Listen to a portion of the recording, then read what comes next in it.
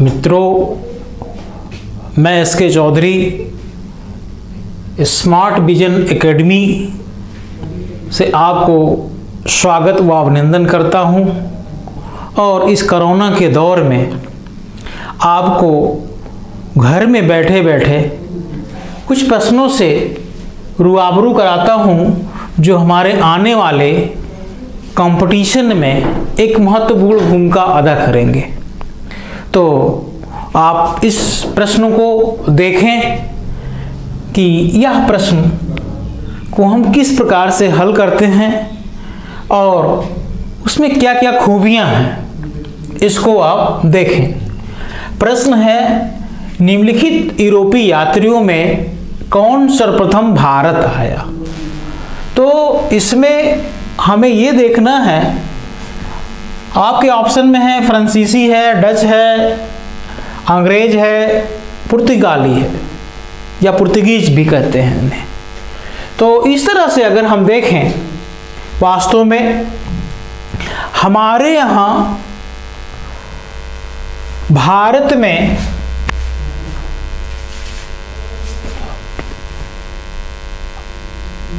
जो कंपनियां बनी उनमें से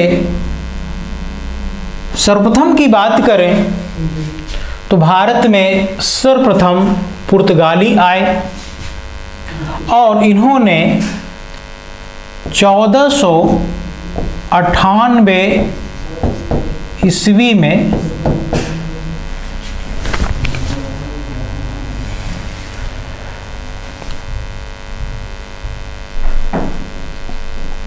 भारत के तट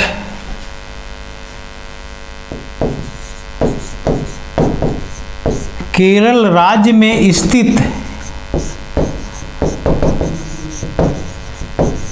केरल राज्य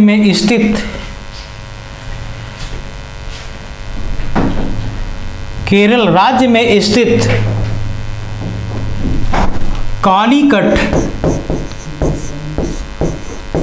नामक स्थान पर वास्को डिगामा जो एक पुर्तगाली नाविक था, वह आया। इस प्रकार यदि हम देखते हैं तो फ्रांसीसी कंपनी एक ऐसी कंपनी थी जो 1664 ईस्वी में भारत में आई। अंग्रेज 1600 ईस्वी में भारत आए।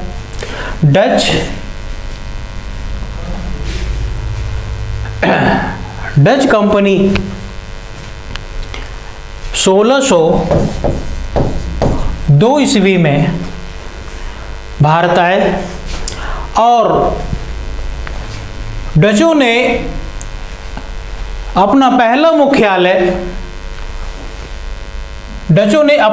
मुख्यालय मसूलीपट्टनम में बनाया था।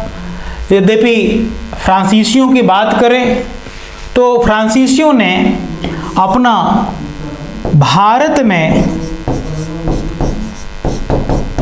सर्वप्रथम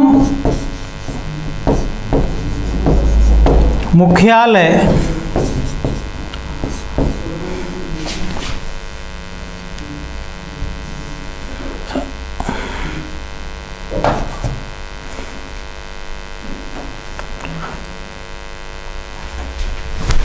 सोलह ईस्वी में भारत में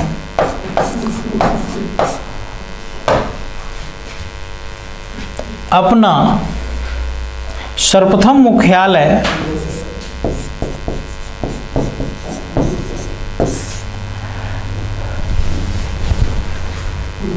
सूरत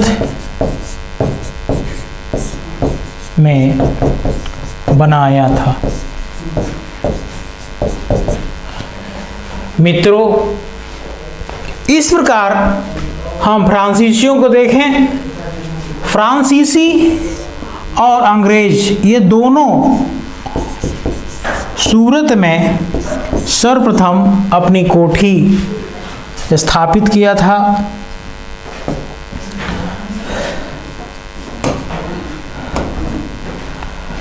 सर्वप्रथम अपनी कोठी स्थापित किया था और इसके साथ साथ डचों ने मसूलीपट्टम, पुर्तगालियों ने कालीकट। देखा जाए तो वास्तव में पुर्तगाली यूरोपीय यात्रियों में सर्वप्रथम भारत आए थे और उन्होंने 1498 ईस्वी में भारत के पश्चिमी तट पर स्थित केरल राज्य के कालीकट नामक बंदरगाह पर पहुंचे थे और पहुंचने के पश्चात वहां का तत्कालिक राजा, केरल का तत्कालिक राजा जमोरिन ने तहे दिल से स्वागत किया था और इस तरीके से 1497 ईस्वी में वास्को डी गामा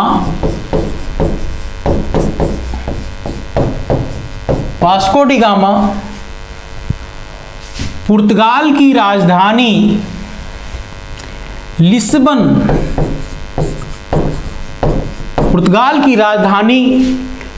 से अपनी यात्रा को प्रारंभ करता है और इन्होंने केरल राज्य में स्थित कालीकट नामक बंदरगाह में 17 मई 1498 ईस्वी को यहाँ एक लंबी यात्रा तय करके और यहाँ पास पदार्पण करते हैं। इन सभी को अगर हम सन की सहायता से देखें, अर्थात 1498 में पुर्तगाली जाए, डच 1602 में आए, फ्रांसीसी 1664 में, अंग्रेज 1600 ईस्वी में, तब पर भी देखें तो हम बड़ी आसानी से इस प्रश्न का जवाब ऑप्शन डी खोज सकते हैं। दूसरा आधार, इसमें एक और भी ट्रिक है कि जिसे आप आसानी से बड़े ढंग से इसे खोज सकते हैं। इस बात को समझाने के लिए मैं आपको पुनः एक फिगर की ओर ले चल रहा हूं जिसके माध्यम से मैं आपको समझाता हूं। जैसा कि जानते हैं ये सभी यूरोपी थे, तो यूरोप से इनकी यात्रा प्रारंभ होकर वो केप ऑफ गुड होप को पार करते हुए वो सीधे आकर यहाँ केरल राज्य के कालीकट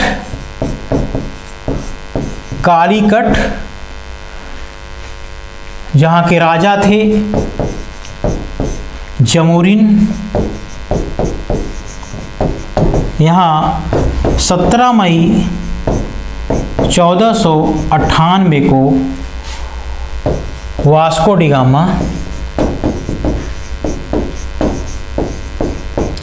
डी गामा भारत पहुंचे और यह हिंदू शाही राजा जमोरिन ने इसे तहे दिल से स्वागत किया और तत्पश्चात जब ये यहाँ से जाने लगा तब इसे उपहार स्वरूप जैसे हमारे यहाँ ऐसे इसको हम समझ सकते हैं इस प्रश्न को कि हमारा एक छोटा सा गांव का एग्जाम्पल है, उस उदाहरण से भी समझ सकते हैं इतिहास को। हम आप देखते हैं कि जब हमारे यहाँ कोई हमारे सगे संबंधी जानने वाले रिश्तेदार यदि हमारे यहाँ आते हैं और जब हमसे रुखसत होने लगते हैं, विदाई की वेला आती है, तो ऐसे स्थितियों में उन्हें हमारी परंपरा है, हमारी संस्कृति है और हम बड़े चाव से उन्हें कुछ न कुछ उपहार जरूर देते हैं। भारतीय संस्कृति में जैसा कि जानते हैं अतिथि देवो भव, अतिथि देवो भव अर्थात जो हमारे यहाँ आने वाले आगंतुक हैं, हमारे मेहमान हैं, अतिथि हैं, उन्हें हम भगवान का दर्जा देते हैं।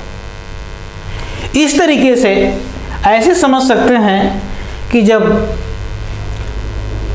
आपके यहाँ मान लीजिए कि बड़ी बहन आई, बुआ आई, समथिंग कोई आया गांव का, और उस समय आपके पास जब वो अपने घर जाने लगी तो आप उसे विदाई में, उसमें मान लीजिए कि हमारे घर में आलू की खुदाई हुई है, तो हमने एक बोरी आलू उन्हें दे दिया। हमें देने में उतनी खुशी हो रही है जितना वो अपने यहाँ ले जाने में खुशी है। जब अपने ससुराल पहुँचती है तो पूछा जाता है कि क्या क्या आया, तो आलू आया एक बोरा।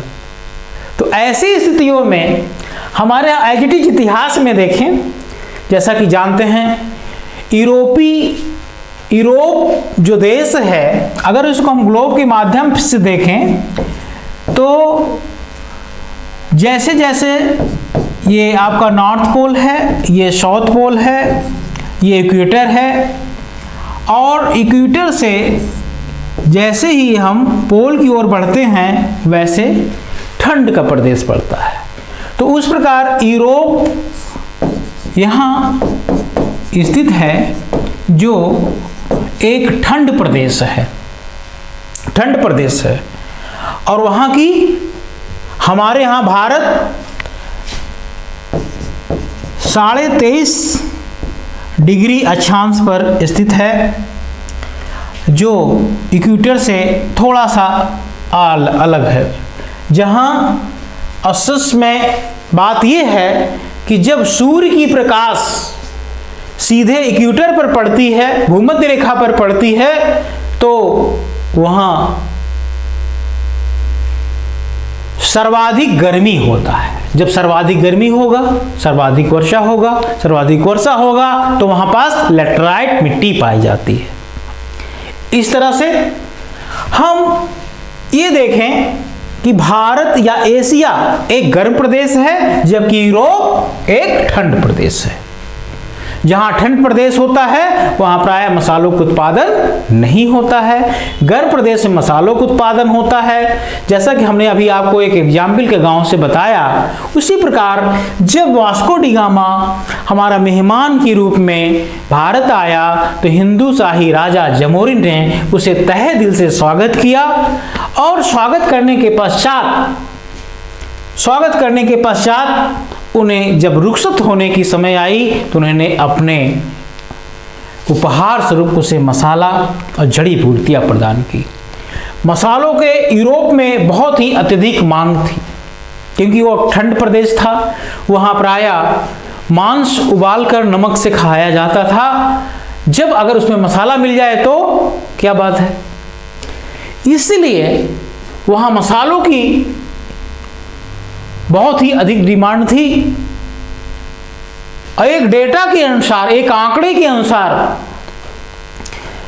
वास्को डी गामा जब यूरोप पहुंचा, अपने देश गया और उन्होंने भारत से जब यूरोप पहुंचे तो वहाँ अपने उपहार स्वरूप मसालों से उसका यूरोपीय मंडियों में मूल्य लगाया, तो ये पता चलता है कि उस मसाले से आने जाने का खर्च निकालने के बाद उसे 60 गुना लाभ हुआ था। 60 गुना लाभ हुआ था। तो आप समझ सकते हैं कि एक मसाले को उपहार स्वरूप ले जाने पर अगर किसी व्यक्ति को 60 गुना से अधिक लाभ होता है तो यहीं से मसालों के लिए यहाँ पास इनका यह प्रारंभ हो गया और साथ साथ यहीं से व्यापार वाणिज्य इन्होंने यूरोप से जुट गए इसी के एवज में। तो इस तरह से हम देखें कि वास्को डी गामा भारत 17 मई 1498 को आया, जो पहला सर्वप्रथम यूरोपीय यात्री था। और इसके बाद फिर डच आए और डचों ने यहाँ मसूलीपट्टनम में अपना पहला मुख्यालय स्थापित किया था और साथ साथ वो भारत के दक्षिण भारत और या मध्य भारत या पूर्वी भारत में भी अपनी फैक्ट्रियां स्थापित की और अपना व्यापार प्रारंभ किया था। इसी तरह भारत में जो तृतीय कंपनी आई, तीसरी कंपनी यूरोपीय आई, वो थे अंग्रेज थे। अंग्रेजों ने 31 दिसंबर 1600 ईस्वी को अंग्रेजी ईस्ट इंडिया कंपनी की स्थापना हुई और वहाँ की रानी साहिबा ने उन्हें 15 वर्षों के लिए व्यापार करने की अनुमति प्रदान की थी। इस तरीके से वह जब अंग्रेज आए तो अंग्रेजों ने सूरत में सर्वप्रथम अपनी फैक्ट्री लगाई थी और यहीं से अपना वाणिज्य और व्यापार प्रारंभ किया था। अंत में फ्रांसीसी ईस्ट इंडिया कंपनी 1664 ईस्वी में वो भी फ्रांसीसी कंपनी वो भी 1664 में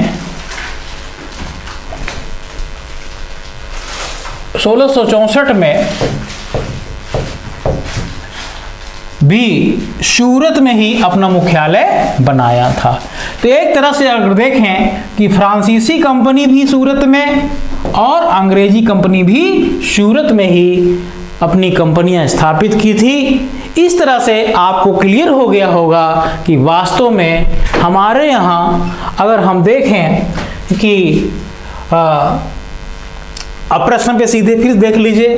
प्रश्न था निम्नलिखित यूरोपीय यात्रियों में कौन सर्वप्रथम भारत आए, तो आप सीधा सा आंसर आपको समझ में आ गया होगा कि वास्तव में पुर्तगाली जो कंपनी थी यूरोपीय वही भारत आई, अर्थात पुर्तगाली लोग पहले भारत आए और जिसका मुख्यालय इन्होंने कोचीन में बनाया था, जो 17 मई 1498 को भारत के पश्चिमी तट पर स्थित केरल राज्य में आया था।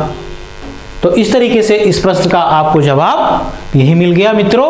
और इस प्रश्न को भली बात समझ लिया आपने, देख लिया और हमारे चैनल के लिए थोड़ा सा इसका प्रचार प्रसार और साथ साथ सब्सक्राइब करें तो अच्छा होगा।